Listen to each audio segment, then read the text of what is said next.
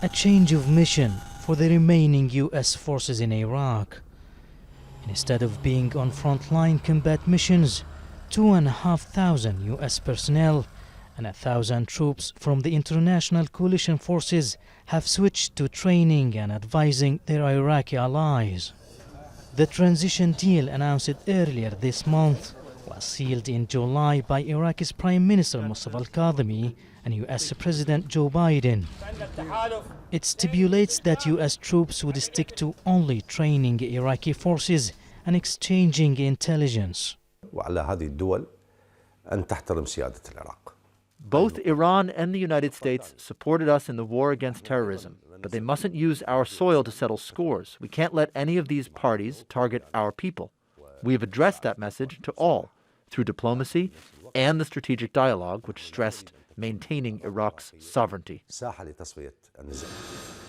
A gradual downsizing of US troops was already happening on the orders of former President Donald Trump.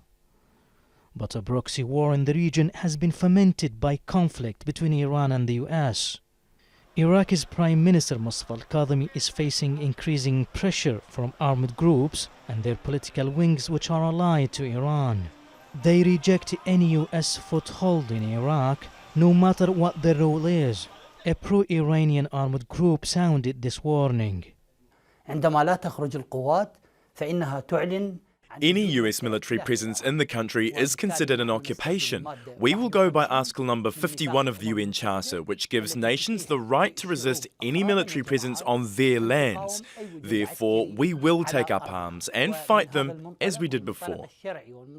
The conflict has escalated since the killing of Iranian commander Qasem Soleimani and Abu Mahdi al-Muhandis, a leader of Iraq's Popular Mobilization Forces, in a US drone attack near Baghdad airport last January. That triggered Iraq's House of Representatives to pass a resolution demanding all foreign troops leave the country. US personnel along with coalition forces used several military bases across Iraq since the US-led invasion in 2003 to depose Saddam Hussein. The foreign forces played a major role in the fight against ISIL, which occupied some parts of Iraq before its defeat in 2017. Now, with the resurgence of ISIL sleeper cells in some areas, as well as Iranian intervention, the question is whether the Pentagon's mission shift will have an operational impact. MAHMOUD Abdelwahed, Al Jazeera, Baghdad.